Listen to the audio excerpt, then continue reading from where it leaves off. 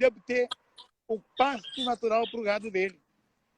E esse fogo perde o controle e queima além das proporções, dos limites.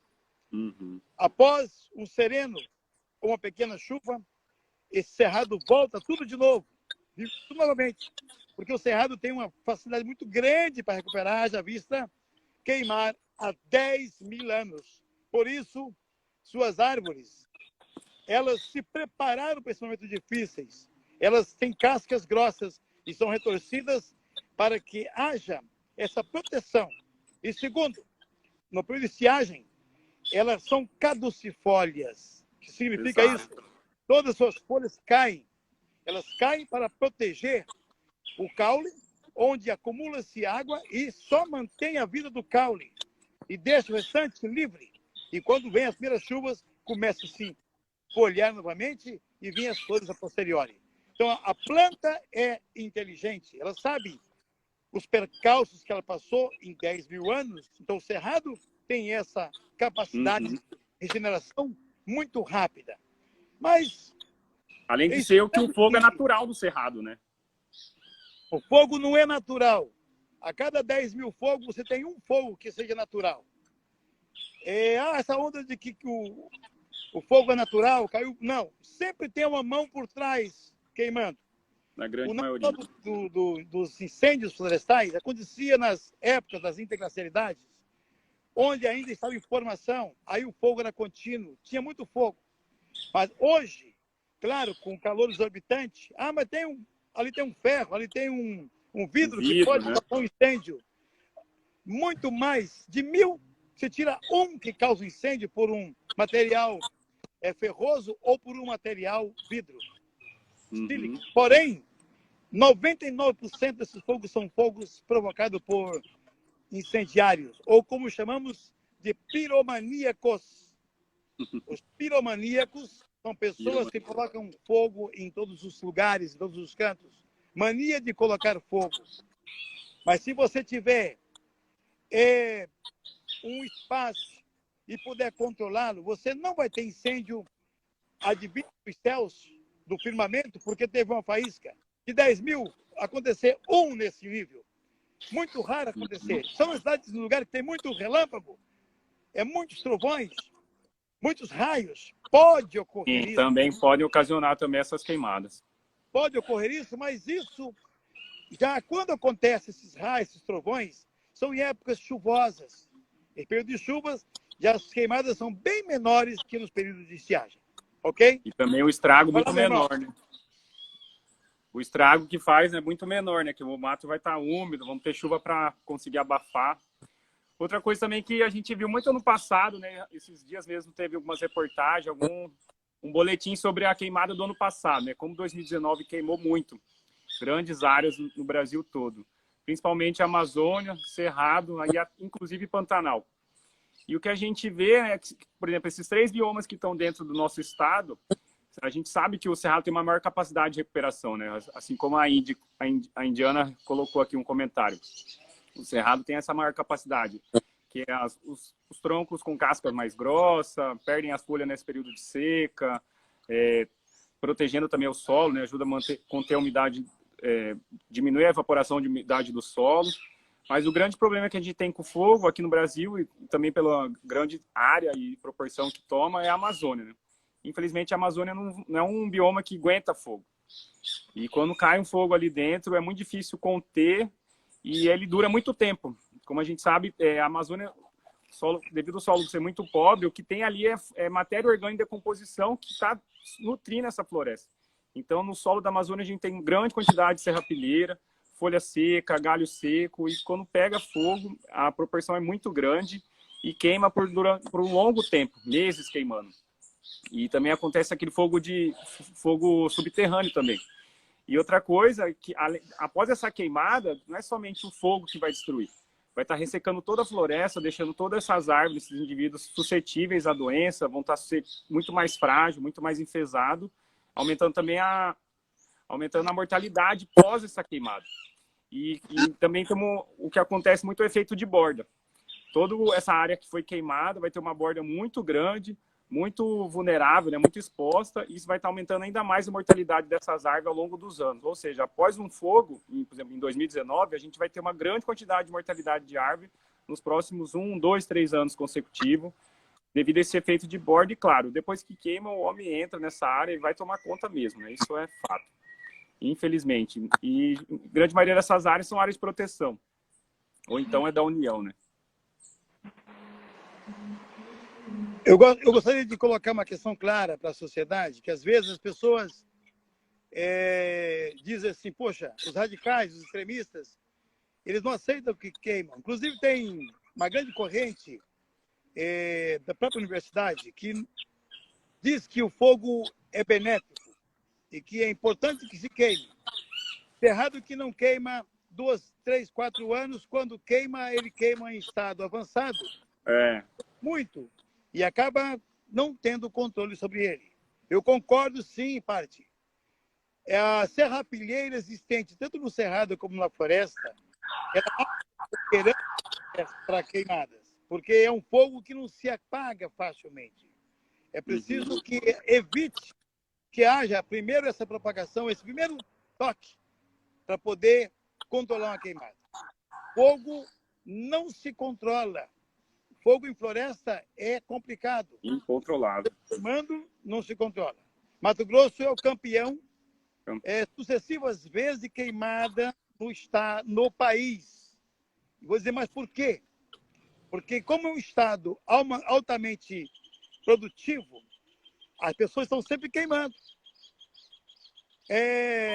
Uma outra questão grave, essa Amazônia esse ano queimou muito. A Amazônia foi campeã de queimada em algum tempo. Por quê? Porque houve uma grande invasão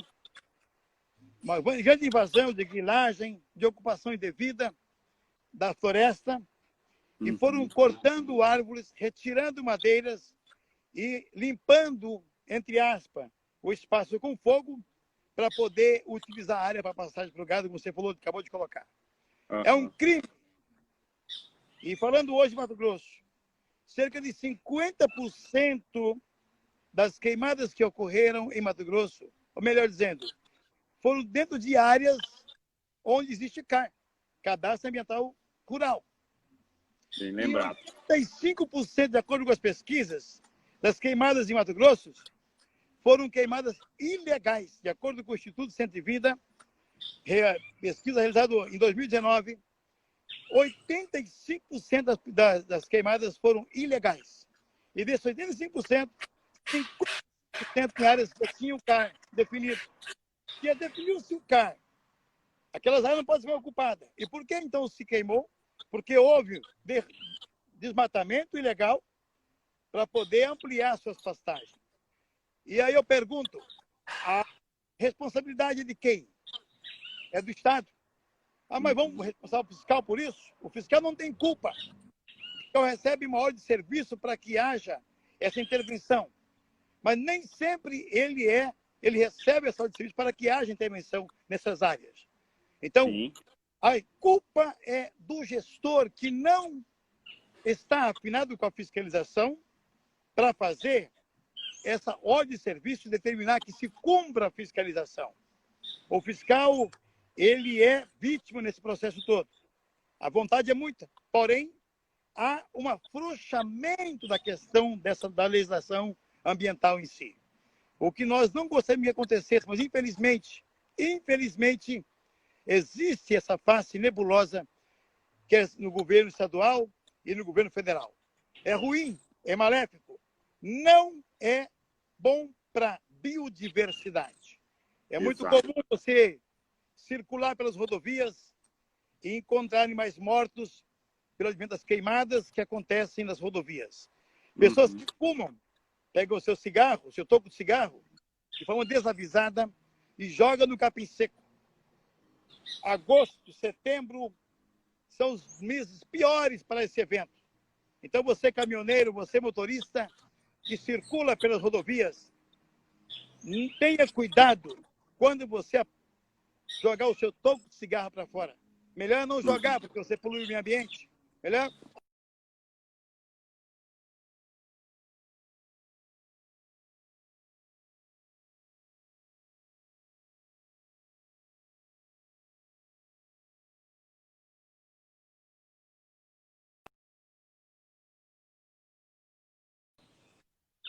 uma baixa.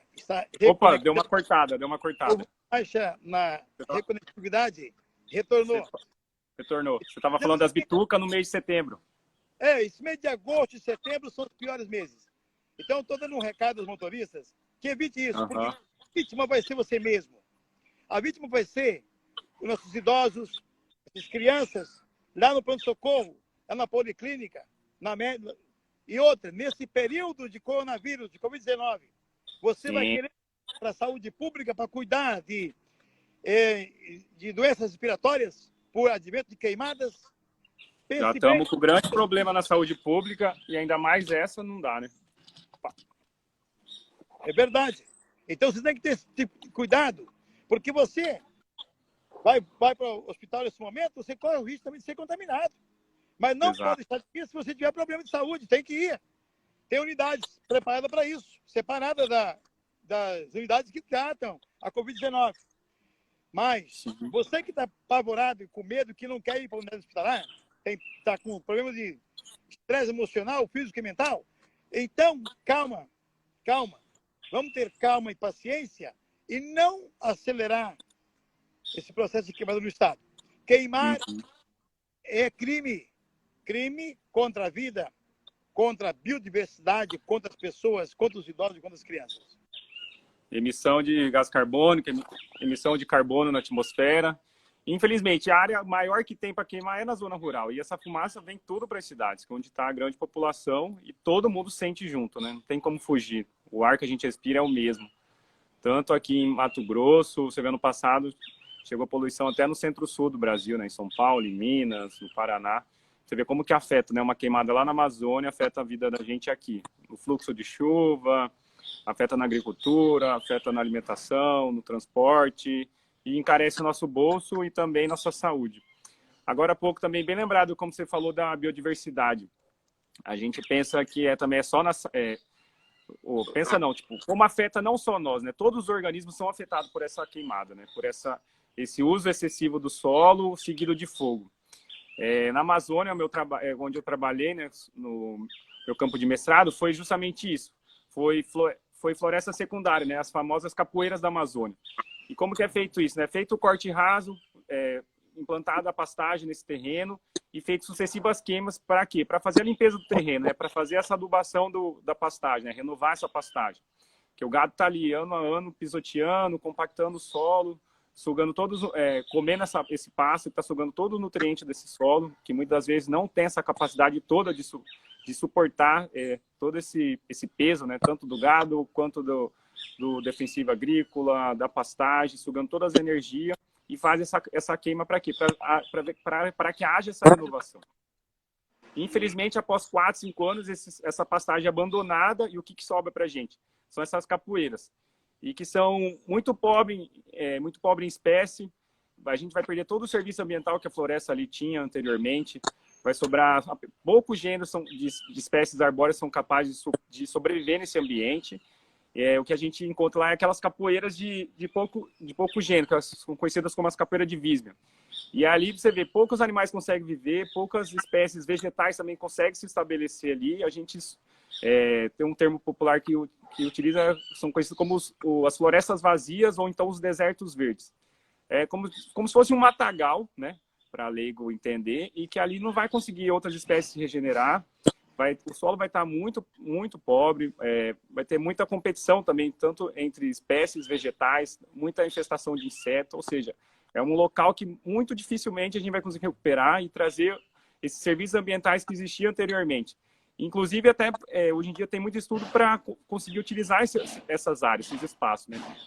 Qual o resultado desse uso intensivo pelo homem, como a gente pode aproveitar esses espaços, né, essas florestas secundárias, sem haver eita, um barulho aqui. A exploração dessa floresta natural, dessa floresta primária, né, essa floresta mais antiga.